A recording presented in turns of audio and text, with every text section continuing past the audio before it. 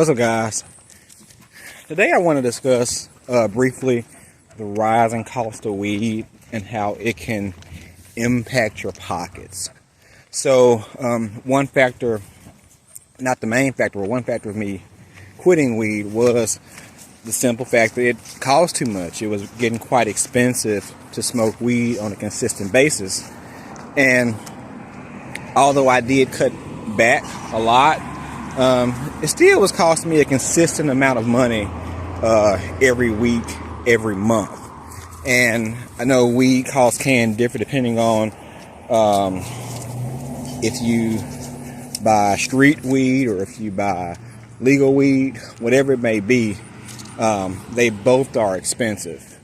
In my height of smoking, I would smoke about a half a week. In some cases, 2 halves a week. So let's say $60 per week. That's when I was about in my early 20s. So $60 per week. And that's, okay, 2 weeks, $120, 4 weeks, $240. That's $240 per month. That is a car note, a pretty decent car note. I've said in the past that I'm a fan of winging yourself off. It makes the process easier. But even in that, I would say, okay, when I smoked the least, I would smoke about $20 every 2 weeks. But with that being said, that's still about $40 per month. And if you do that for a 5-10 year period, you're spending still thousands of dollars on just marijuana. That's not counting the cigars, that's not counting bongs, pipes, anything you need to actually smoke, depending on, again, whether you vape, whether you smoke blunts, joints, etc.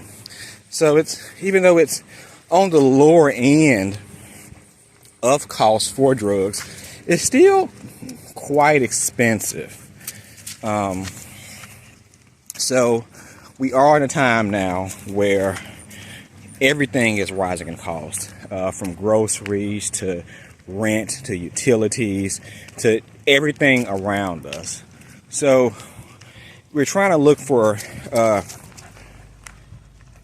areas in our life that we can cut back, that we can save money, so we can save for the future. So we're not impacted by the inflation, because, newsflash, guys, inflation is nothing new. We're always in inflation. Nothing ever stays the same. So the idea that, things get inflated and it stops. We are at a time where it has inflated quicker than usual, but things are going to always inflate consistently. So we don't want to let inflation creep up at our door. We want to beat it to the punch. So things like saving your money, things like budgeting can help you not fall victim to things like rising cost or inflation. So let's say you spend, again, let's be generous and say $100 a week. And that can kind of differ depending on, like I said, whether you smoke street weed or legal weed. I know in legal states, legal weed is quite expensive. I know you're spending anywhere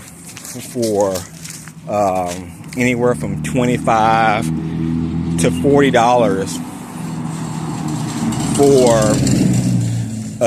a dime bag. So if you smoke legal weed,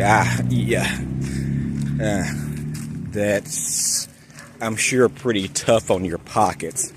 So let's say we spend, $100 a month. Okay, again, in a year's time, that's $1,200. Let's think of where we can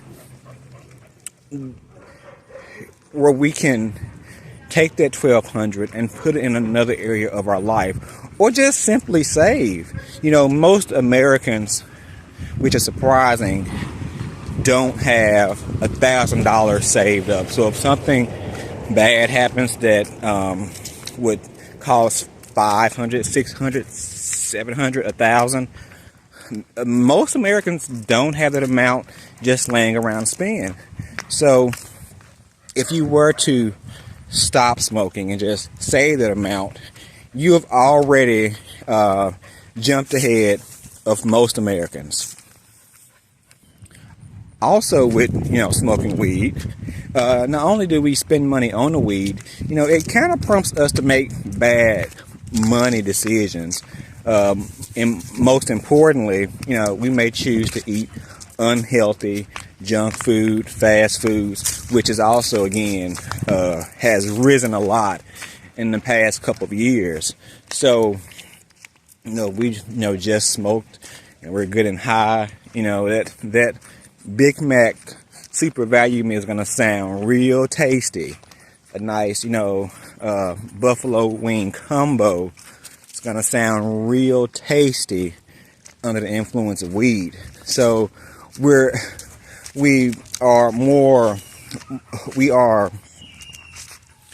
prone to make a decision to buy fast food when we are under the influence of weed.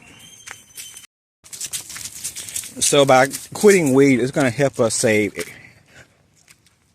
some extra change in all areas of our life. And again, we should all be looking forward. Nobody's rich unless you are an NBA player or even if you're real good with your money, you have saved up, there's nothing wrong with saving money, being smart with your money. And something like marijuana habit, where we're spending, like I said, $100 a month. And that's, again, on the lower end. I know people, if you do, like I said, stay in a legal state and you smoke every day, you're probably spending way more than that. At this point, weed almost costs as much as crack. So, again, we don't want to, just for the reason alone that it costs so much, there should be a good enough reason for us to quit. And after we have quit weed and we're saving money, we're actually killing two birds in one stone. And that will, prompt us to make better decisions in our life, in our lifestyle.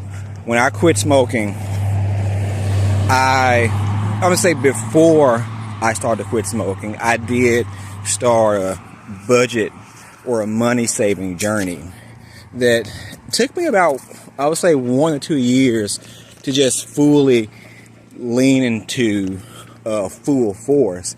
And it took me to actually quit until I actually fully embraced that lifestyle. And it wasn't a self-conscious thing to where, I'm going to quit weed, I'm going to save money, and those are linked together. Of course, I did want to save money, and quitting will help me save, but for some strange reason, it prompted me to actually just take advantage of all areas in my life. A big part of our budget goes, of course, to groceries in the grocery store. And managing a weekly budget on what we eat is one of the main factors of us saving money, besides things like rent and car notes whatsoever.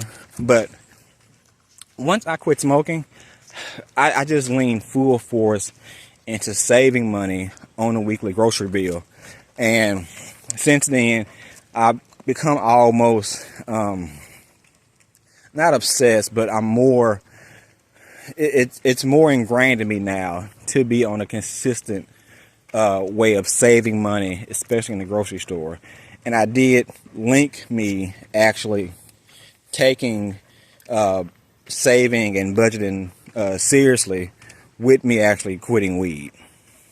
And also, if we save when we quit, and not just quit smoking and not replace it with something. If there's always something I'm sure that you want to tackle in your life. You have some kind of hobby, some kind of dream, something that you've been waiting to do that probably costs money to do, because a lot of things cost money. And let's take a year to save, and let's say you've saved $1,000, $1,500, $2,500, $3,000. You can put that extra money towards your dream, towards your passion, towards something that you always wanted to do. And you can just achieve it just like that, just by simply quitting weed. And again, we have killed two birds with one stone. We have freed our mind from the chains of marijuana. We have started a habit of saving our money. We are achieving something that we always wanted to do and didn't think it was possible. And that's a win-win-win for us in all three areas. So I encourage you, if you are thinking about quitting weed or it's on your mind heavily, get out a piece of paper, write down how much you spend on weed on a weekly basis. Of course, multiply that by 4, take that amount, multiply it by 12. Be aware of where your money is going. And I think when you actually realize where your money is going and how much you actually do spend on weed, it'll kind of change your mind and prompt you to make a change in your life. So, guys, if you are on your journey, if you're trying to save money, if you have stopped and you see that you are saving your money, comment below, let me know. Has it been hard? Has it been easy? Guys, like, subscribe, share. Most importantly, comment below.